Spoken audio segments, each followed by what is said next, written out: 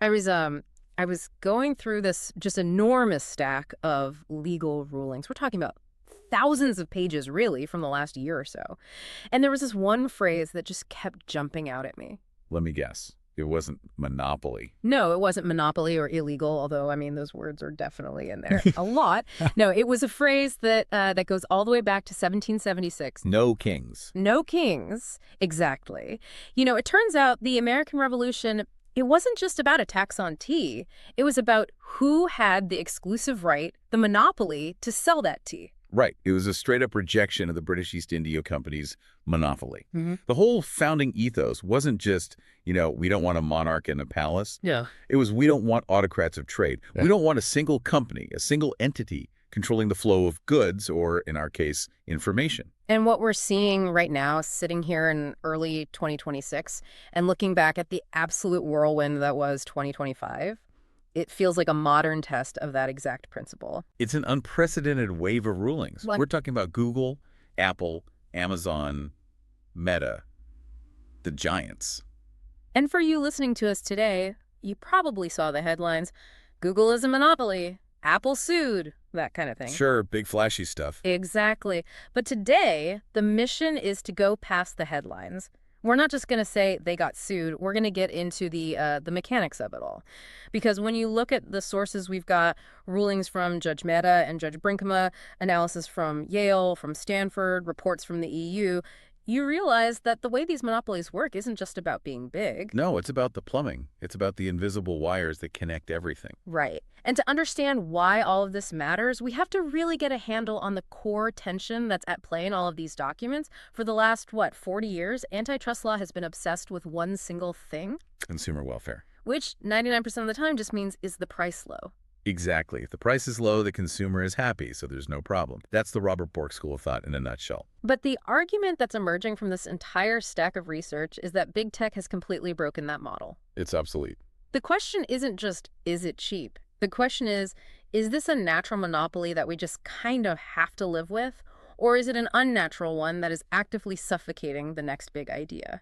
And that's the multi-trillion-dollar question. So let's get into it. And we have to start with the biggest ruling of them all. Part 1, Google. The search giant, of course. The search giant.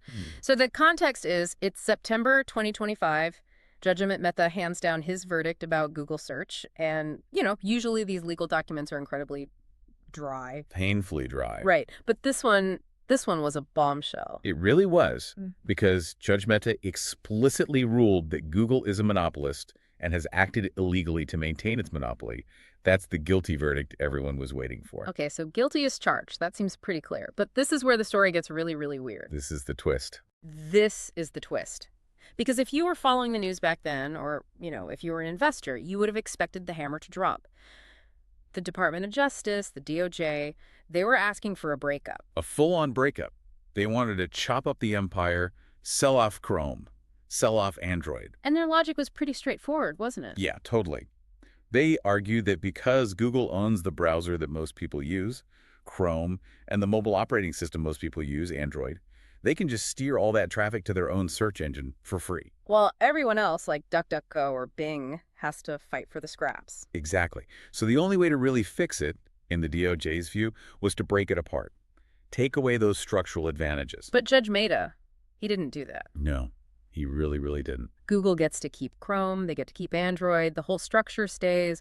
The judge ordered them to share some data with rivals and to end those exclusive contracts. Right, like that famous one where they pay Apple something like $20 billion a year just to be the default search engine on the iPhone. $20 billion. It's an insane number, but the core of the company, the empire, it stays intact. And the market reaction tells you everything you need to know about who really won that fight. Wall Street cheered. They absolutely did. Alphabet's stock, that's Google's parent company, it went up 9%, almost immediately after the remedy was announced. I mean, that is just such a paradox. You are found guilty of being an illegal monopoly, a massive one, and your stock goes up nearly 10%. How does that work? Because the market hates uncertainty above all else. A breakup is messy. It's uncertain. It destroys value, at least in the eyes of an investor. It would have taken years and years of litigation. But a data sharing mandate, ending a few contracts. That's manageable. That's just a cost of doing business. It's a line item on a spreadsheet. The industry groups basically called the whole trial political theater. And the critics in our source stack, I mean, they were just furious. Absolutely apoplectic. I have this quote here from the Open Markets Institute. They called it simply a slap on the wrist. And then Nidhi Hegde had this just biting analogy that I love. Oh, this one's good. She said, "You don't find someone guilty of robbing a bank and then sentence him to writing a thank you note for the loot." It's such a vivid image. Yeah. And it really captures the frustration of the reformers. Their whole argument is that if you leave the structure intact, if Google still owns the browser and the OS, you haven't changed the fundamental power dynamic at all. You're just asking the king to be a little bit nicer to the peasants. Exactly. But we have to ask why. I mean, Judge Mehta isn't stupid. He spent months on this, listened to all the evidence. Why did he pull the punch? And this is where it gets really fascinating, because it connects to the other massive technological trend that we're all watching: artificial intelligence. So AI swoops in to save the day for Google. In a way, yes. The judge noted in his ruling that the sudden rise of AI competitors, think ChatGPT, Perplexity, Claude, all of those, it gave the court hope. Hope for what? Hope that the market was already shifting. He essentially argued that things are changing so fast right now that Google might not be able to simply outbid its rivals anymore. A new paradigm might be emerging. So his logic was basically, why should I go through the trouble of breaking up Google for being a search monopoly when search itself might be obsolete in 5 years? That's the core of it. He felt that a draconian breakup might be solving yesterday's problem, whereas opening up the data forcing Google to share its search index that might actually give these new AI companies the fuel they need to properly compete. So he's not trusting regulation, he's trusting disruption. He's betting that technology will disrupt the monopoly faster and more effectively than a judge ever could. That is a very, very high-stakes bet. It's a huge bet, and we won't know if it paid off for years. But search isn't the only place Google was on trial. And honestly, the second ruling is the one that really it blew my mind. This is the ad tech ruling from Judge Leonie Brinkema. Right. This is the plumbing of the internet. It's much less visible to you and me than the Google homepage, but it is where the vast majority of the money is made. And it's where the mechanism of the monopoly is most obvious. Okay, we really need to unpack this one carefully. The source material from The Current breaks it down, but it gets pretty technical. It talks about two main pieces of software, DFP and ADIX. I want to make sure we and you listening really understand what these things are. Let's use an analogy. Let's imagine a stock exchange. On one side, you have the companies who want to sell their stock. We'll call them the publishers. So like the New York Times or a popular blog? Exactly. They use a tool called DFP, which stands for DoubleClick for Publishers. This is the software a newspaper uses to basically stand up and say, hey, I have a blank space on my website. Who wants to buy it for a few milliseconds? Okay, so DFP is the auctioneer for the website. It runs the auction. Perfectly put. And then you have the buyers, the advertisers. They all hang out in the exchange, the marketplace, which Google calls ADX. This is where all the money is. So you've got one tool for the seller, the publisher, and one tool for the buyer, the advertiser. Right. And here's the problem, according to Judge Brinkema. Google owns both. They own the auctioneer, DFP, and they own the biggest roomful of buyers, ADX. And crucially, they tied them together. There's this quote that came out in the evidence from a Google manager that was just, wow. I know the one you mean. He compared their position to Goldman Sachs or Citibank owning the NYSE, the New York Stock Exchange. It really drives the point home, doesn't it? I mean, just imagine for a second if Goldman Sachs owned the stock exchange. Yeah. And imagine if, because they owned it, they gave their own traders special privileges that no one else got. Seeing other people's trades a second early, something like that. Exactly. And this isn't a hypothetical. Google actually did this with features that had these just incredibly villainous sounding names. First Look, and my personal favorite, Last Look. Last Look. It sounds like something out of a spy movie. It really does. And Last Look is the one that just reveals the entire game. To understand it, you have to picture this auction happening in the blink of an eye. Just milliseconds. Okay, so walk me through it. I'm a rival ad exchange. I'm not Google. I want to buy that ad slot on the New York Times website. Okay. Your algorithm decides it's worth $1, so you bid $1. In a fair auction, everyone submits their sealed bid, the auctioneer opens them all at the same time, and the highest price wins. Simple, fair. Right, that's how auctions work. But because Google owns the auctioneer software, DFP, they rig the code. They designed the system to allow their own exchange, AdX, to wait. AdX gets to peek at your bid. It sees you bid $1. Wait, they get to see my cards before they play their hand? That's just cheating. It gets worse. They didn't just look. They programmed the system to automatically bid one single penny more.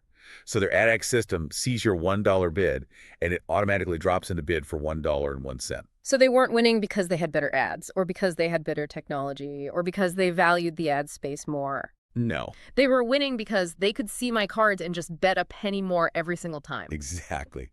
It completely renders the rival's technology irrelevant. It doesn't matter how smart or efficient your bidding algorithm is. Yeah. You can't beat someone who knows your bid before they make theirs. It's impossible. And the judge ruled that it suffocated competition. It did. And it hurt the publishers, the websites creating the content you read, because it artificially suppressed the prices they were getting. It kept the whole market rigged in Google's favor. It forced everyone to use Google's tools because that was the only way to get fair access to the advertisers. It's like saying, you can shop at this grocery store, but only if you use our specific brand of car to drive here. And by the way, our car gets to look in everyone else's shopping cart before checking out. And once you're in our car, we control exactly where you drive.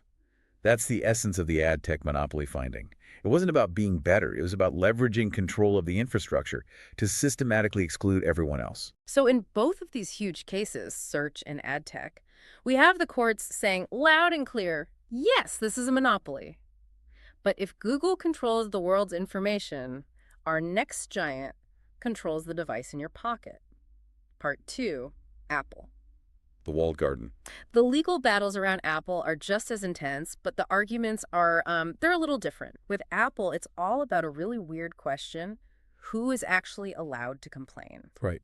To understand this, we have to talk about a Supreme Court doctrine called Illinois Brick. Illinois Brick, it sounds like a construction company from the Midwest. It does, doesn't it?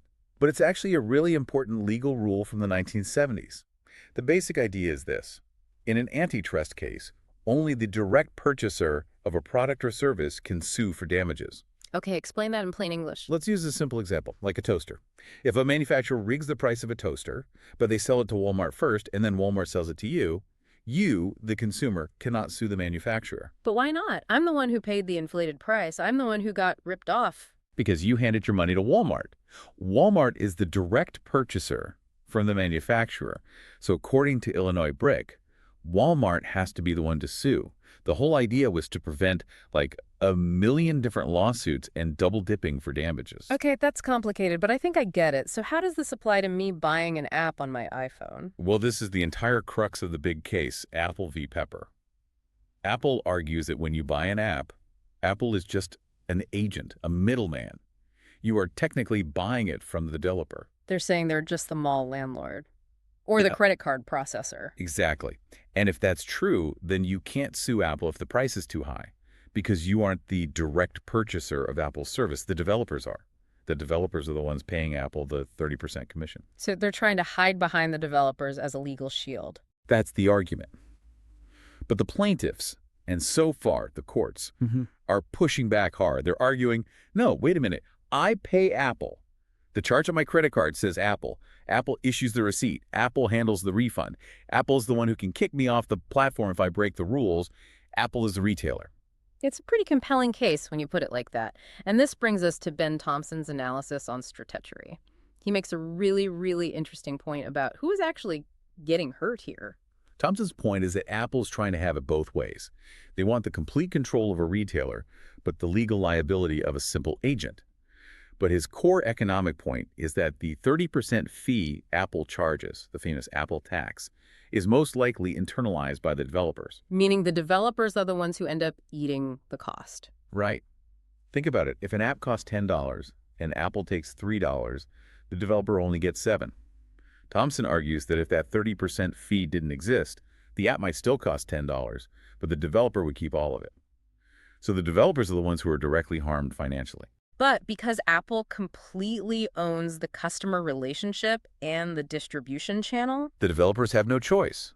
They have no leverage. They have to pay the toll to get on the road. And that 30% toll, That brings up a term we see all over these documents, rent seeking. Yes. I feel like this is a word people use at dinner parties to sound smart, but let's really define it. What is rent seeking in this specific context? Rent seeking is when you increase your own share of existing wealth without creating any new wealth.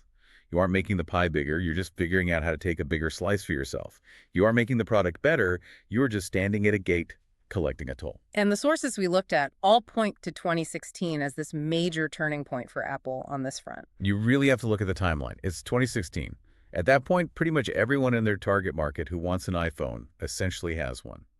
The explosive year-over-year growth of selling new hardware is slowing down. And for a publicly traded company, flat growth is basically the same as dead. Wall Street needs a new growth story. Exactly. So Tim Cook and Apple's leadership have to find money somewhere else. They look at the billion iPhones already in people's pockets, and they have this realization, we don't just have a billion pieces of hardware, we have a billion distribution channels. And that's the moment the services narrative is born. That's it. They started squeezing the software ecosystem for rent because they couldn't just keep selling more and more phones. And the most absurd, infuriating example of this, and something that drives me crazy personally, is the Kindle app. Oh, the Kindle friction. It's a classic. I have the Kindle app on my iPad. I can read all my books on it perfectly. It's a great experience. But if I finish a book and I want to buy the next one in the series, I can't do it in the app. There's no button. There is no button. I have to close the app, open up Safari, go to Amazon.com, log in again, find the book, buy it, and then go back to the Kindle app and sync it. It's a terrible user experience. Why on earth does Apple force them to do that? Because if you were able to buy that book inside the app with a single click, Apple would demand 30% of the price of that book. But Apple didn't write the book. They didn't publish the book. They aren't hosting the book on a server somewhere. They did nothing. Correct. And Amazon, as you know, operates on razor-thin margins for ebooks. They simply cannot afford to give Apple 30% of the revenue just for processing a payment. So Apple effectively forces a bad user experience to enforce its toll. That is the definition of rent-seeking. They are making the product actively worse for you, the consumer, to protect their revenue stream. And the defense is always about security, right? That's the walled garden defense. We do this to keep you safe from malware and viruses. And to be fair, there is some truth to that. The iPhone is, generally speaking, a more secure system than many others. But the question the DOJ and the critics are asking is this really about safety? Or is this about economic control masquerading as safety? And they point specifically to this fear Apple has of middleware or super apps. This is a huge, almost existential fear for Apple. Think of an app like WeChat in China. Inside WeChat, you can do literally everything. You can chat with friends, you can do your banking, you can call a taxi, you can shop, you can order food all inside that one single app. The app basically becomes its own operating system. Exactly. And if you live your entire digital life inside WeChat, you don't really care if your phone is an iPhone or an Android phone. You could switch phones tomorrow, reinstall WeChat, log in, and your entire digital life is right there. Which makes the hardware itself, the phone, just a commodity. And Apple absolutely hates being a commodity. Apple's entire business model is built on the hardware being the lock. So they block these super apps from developing. They put strict limits on what apps are allowed to do. They say it's for security, but it also just so happens to ensure that you can never leave the iPhone ecosystem without a massive amount of pain and friction. This all brings us to the bigger economic picture. We've got Google manipulating ad auctions behind the scenes. We have Apple actively breaking user experiences to collect tolls. Why hasn't our system stopped this sooner? And this brings us to part 3, the economic paradox. And this takes us right back to that core tension we mentioned at the very beginning, the consumer welfare standard and the huge problem of free. There's a great little anecdote in Milken Institute's source about an Uzbek official. It's hilarious, yes. This was back in the early 2000s, I think. An economist was trying to explain to an official in Uzbekistan why Microsoft was considered a monopoly in the U.S. And the official was just confused. Completely confused. He looked at the economist and said, Microsoft can't be a monopoly. If it were, it would be regulated. That is just such pure, perfect bureaucratic logic. If it was a problem, the government would have already stopped it. Therefore, it's not a problem. But it highlights how confused our own definitions are. We usually only regulate what we call natural monopolies. Think of your local water company or the power company.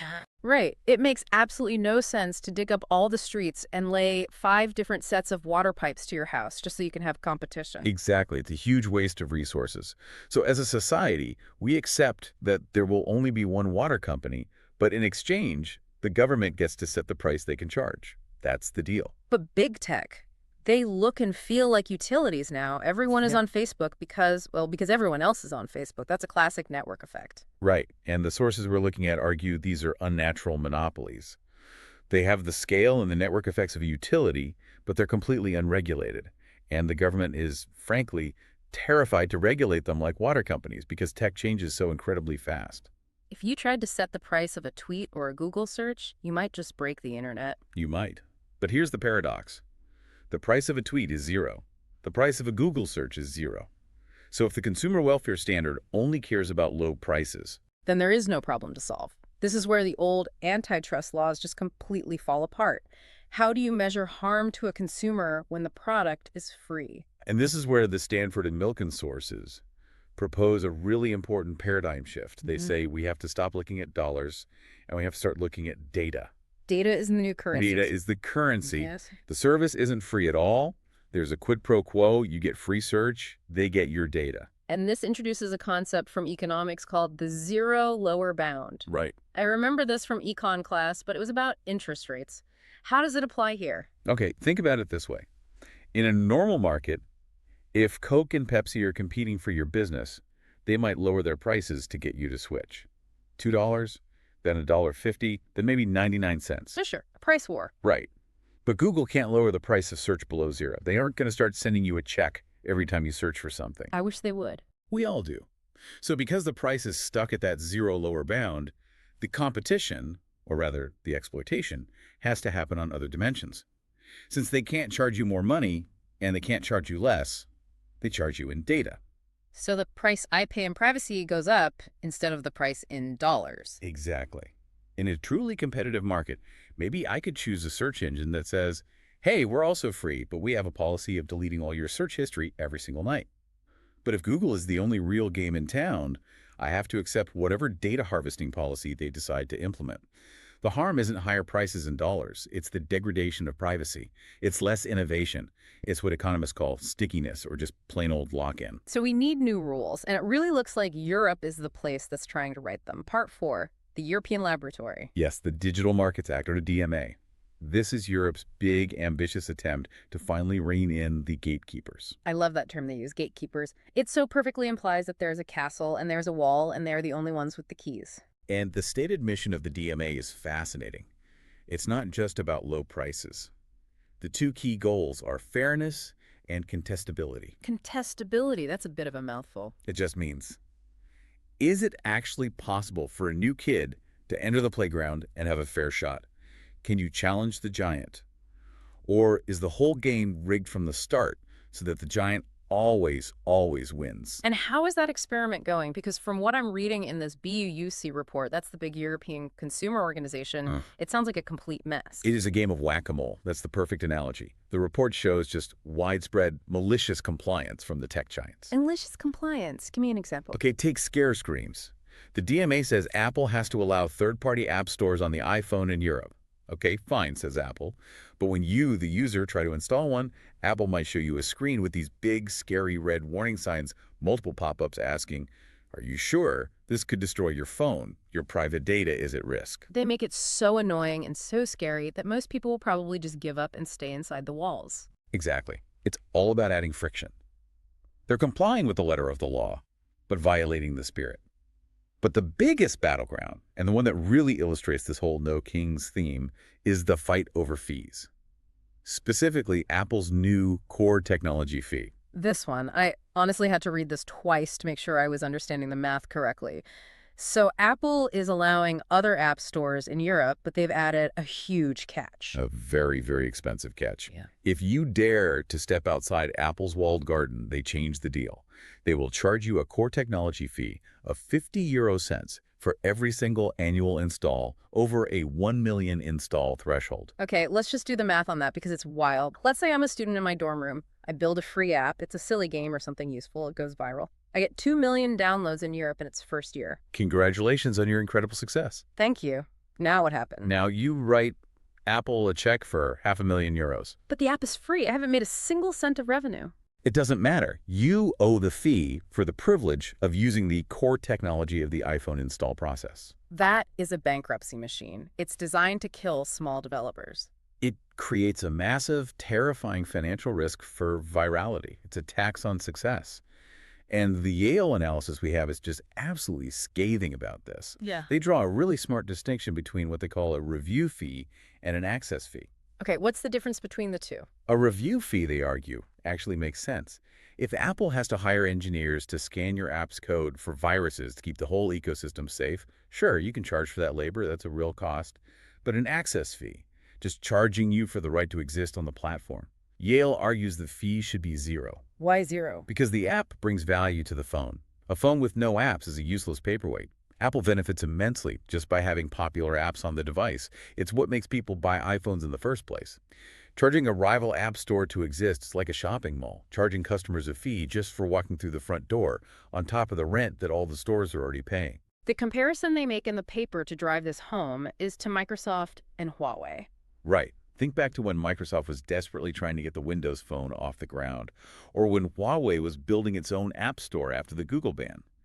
Did they charge developers to build apps for them? No, they practically begged them, they paid them. Exactly. They paid developers to come to their platform. They had a negative access fee.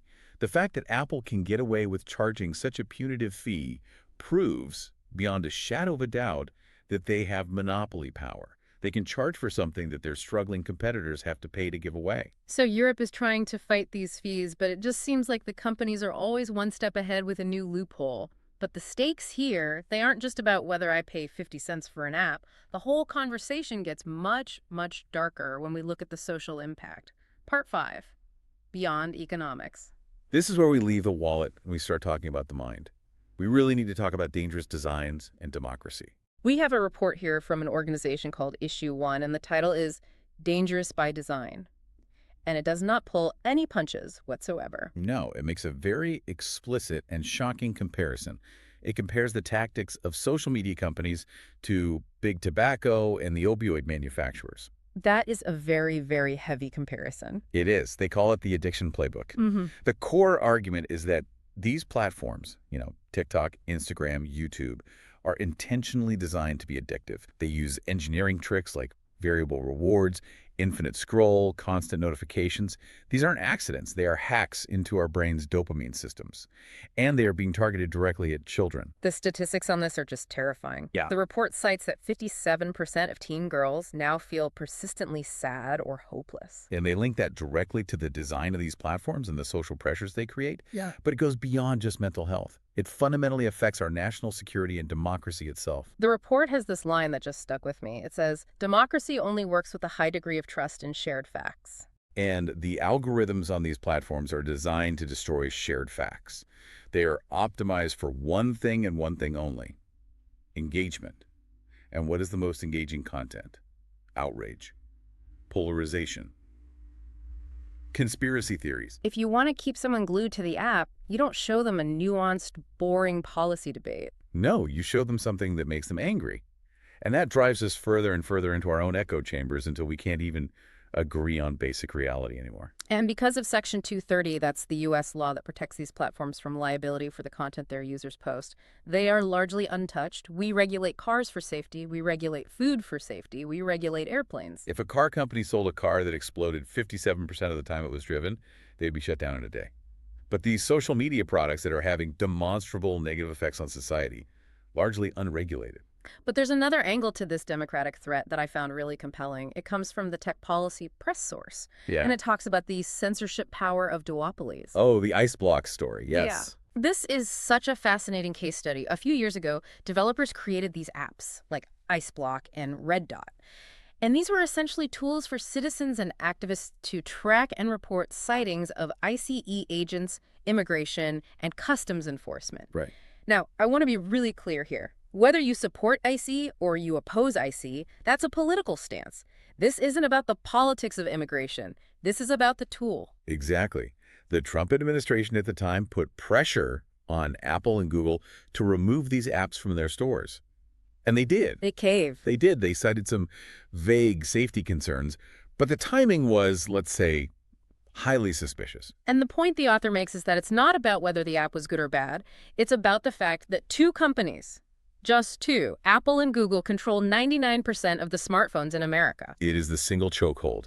That's the key concept. Yeah. Just imagine for a moment if there were 20 different viable app stores. If the government didn't like an app, they couldn't just call two CEOs in California and say, delete this. A dissident app or an activist app could survive in a niche store. It could survive on the open web if that were a real option for mobile. But because we have this duopoly, the government has a very, very easy lever to pull to control speech. Precisely. If you capture the choke point, you can capture the flow of information. It makes the entire system incredibly fragile. It makes censorship brutally efficient. And that is dangerous for a democracy, regardless of who happens to be in the White House at the time. There's a chilling thought. It really is. Okay, we have one more giant to address before we wrap all of this up. We can't do an antitrust deep dive without talking about the everything store. Part 6, Amazon. The FTC brought a absolutely massive case against Amazon, and it focuses on something they call the anti-discounting trap. This one is really counterintuitive. I think most listeners, myself included, think of Amazon as the place you go to get the lowest prices. That's their entire brand. That is the image they project. But the FTC alleges that Amazon effectively uses its market power to force sellers to keep their prices high everywhere else on the internet. How can they possibly control prices on other websites like Walmart or Target?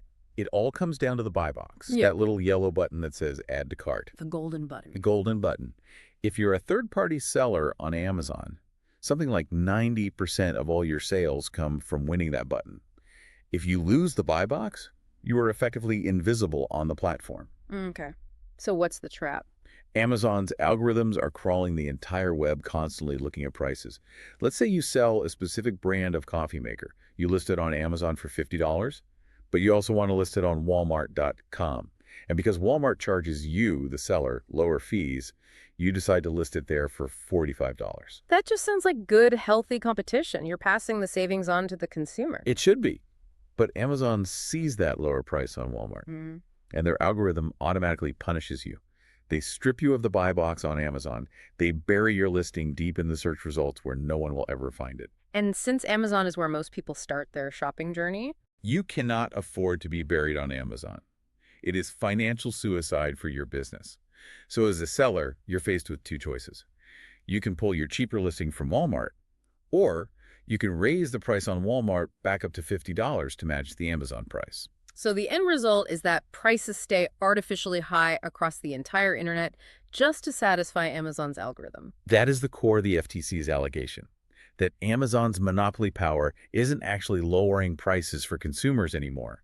It's creating a price floor for the whole digital economy. Okay, hold on. Let's just take a breath here. We have covered a huge amount of ground. We've got Google rigging ad auctions with Last Look. We have Apple taxing innovation with these core technology fees. We've got social media companies designing products for addiction. And now Amazon enforcing price floors across the web. It's quite the landscape when you lay it all out like that. So what does it all mean? We're at the end of our deep dive. Let's try to synthesize this. Where are we now? I think we are definitely in a watershed moment.